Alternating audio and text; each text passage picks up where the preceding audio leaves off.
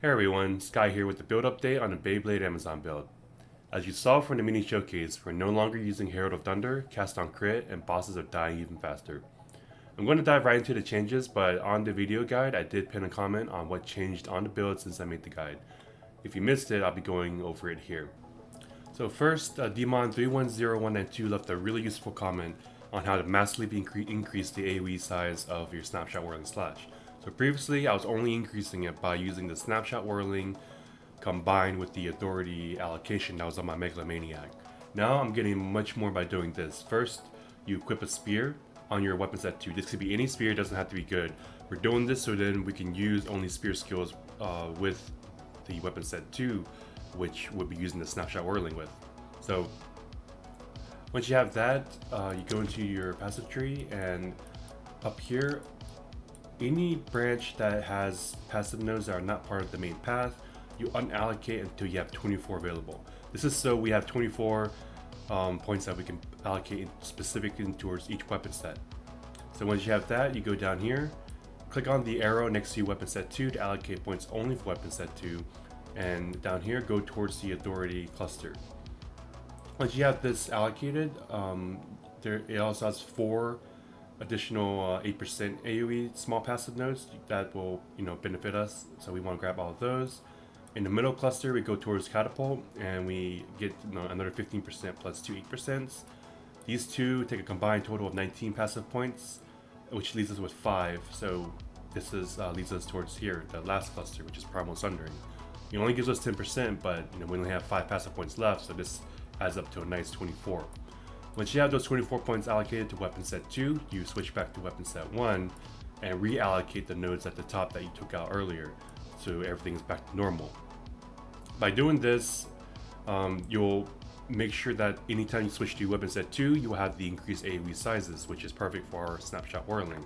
So then you go into your skills, go towards your Snapshot Whirling, open up the details menu, and make sure that it's only used with weapon set 2. And then for all of your other spear skills, your DPS Whirling, your movement Whirling, your rapid assault, and your primal strikes, make sure that they're only set for weapon set 1, meaning it's never used with weapon set 2. By doing this, whenever you use your Snapshot Whirling, I can show you here, it switches to my weapon set 2 and applies the AoE size. So now you can do your usual food swaps to wake up destruction, to get the electric, and then as soon as I use a movement Whirling or my DPS Whirling, it flips back to weapon set 1. So the gameplay is exactly the same. But now, as you can see, our Whirling or Whirlwind that we generate is much larger than it was previously. Now with that, we'll go into our next change, which is the removal of Herald of Thunder. So Herald of Thunder is the next change in this build. Previously, it was primarily used in the build as a defensive layer by electrocuting any enemies that didn't die by using the electrocute and neuro overload support gems. This was used because the Whirlwind wasn't that big previously, meaning that enemies were able to get a lot closer to you, so we needed that extra defensive layer. But now that we have a much larger Whirlwind, enemies are not getting close to you at all, so Herald of Thunder was no longer really needed. So this allowed me to replace it with a more defensive meta skill, and I chose Ghost Dance because since I'm also stacking Evasion with Wind Dancer, Ghost Dance is actually recovering a lot more energy shield if I do get hit. So to me, this was a better defensive layer than Herald, because if enemies somehow do hit me, then I'll instantly recover energy shield. So on Ghost Dance, I only have Fast Forward, which allows Ghost Dance to generate stacks faster. But as you see here, I'm generating 702 energy shield whenever I get hit, and it's only taking 2.1 seconds to generate a stack, whereas normally it's 3 seconds. So with that, we'll go into the next section, which is removal of Cast on Crit. Since the video guide, I did a lot more tests with Cast on Crit, with and without Snipers of Voltaic Mark, and with all the possible spells and their combinations. I found that even if I didn't have Cast on Crit, bossing was just as effective. This is really big because it meant that it saves this build from needing 90 spirit, which gives you the option to use another meta skill that's 90 spirits or less, or not at all. Which is what leads me into what I replaced it with. So in comes War Banner. So War Banner is a strength and dex-based meta skill that, when placed, gives a 6% attack damage bonus and a sizable 30% accuracy bonus to those in it. But these bonuses from War Banner can be increased with Valor. So Valor is obtained by killing enemies. So you see here in this tooltip, by killing enemies, you get 1 stack per kill and 5 or half a second increment up to 50 stacks. These stacks never expire unless you either die or leave the instance. So you can save it whenever you're about to go to kill a boss. And if you are going to fight a boss and you don't have any stacks, you will gain 1 Valor per second while a unique enemy is in your presence. So that's how you gain Valor during boss fights. So for every Valor that Banner has, the magnitude of the buffs from the Banner gives an increase by 12% with quality. That means at default max stacks, 50 Valor is 600% magnitude of the Banner's buffs, or up to 6 times. This means that the 6% attack damage becomes 36%, and the accuracy bonus becomes 180%.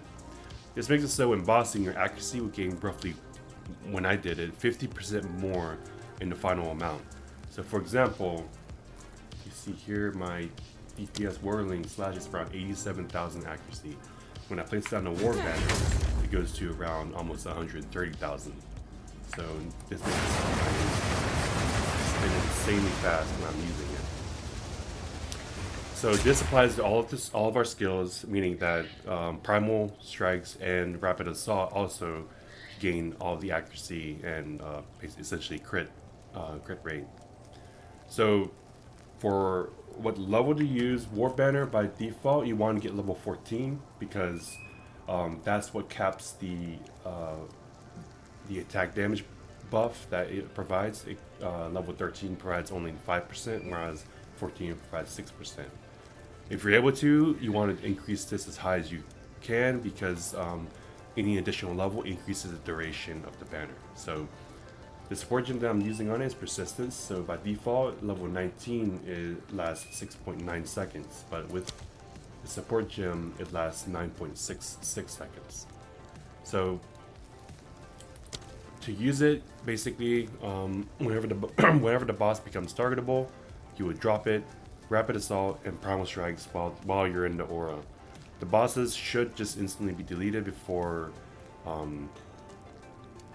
the banner expires, but through my tests, this provides more damage than any combination of spells and marks that Cast on Crit provides, all while saving 60 spirits since War Banner reserves 30.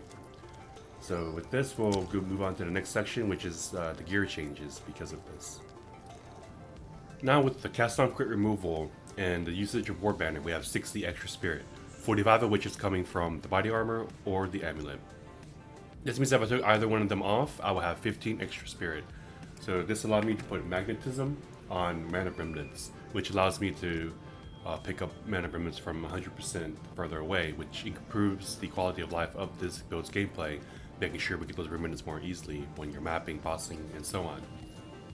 Now, because of the weapon swap tech for the Whirlwind snapshot, my previous Megamaniac, which allocated Authority and Overwhelming Strike, became less effective. So Authority down here, as a reminder, increases the AoE of attacks, but this is part of the snapshot that we're doing with the weapon swap.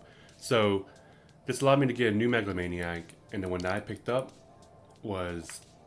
allocates Devastation, Storm Charge, and Finesse. Devastation increases AoE size and damage, Storm Charge increases crit chance and elemental damage, and Finesse increases accuracy rating, and we gain accuracy rating equal to intelligence.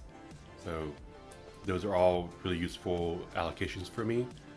And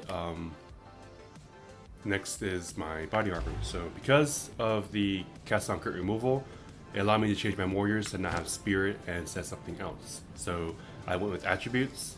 So mainly because all 3 attributes benefits me now. Strength allows me to get a higher level of War Banner, as well as giving me more life, which is more survivability. Dexterity, as you know, is core to this build. It gives us accuracy, and intelligence gives us mana, but it also allows us to use a higher level of mana remnants, which is more quality of life, and now that I have finesse allocated, it gives us accuracy as well.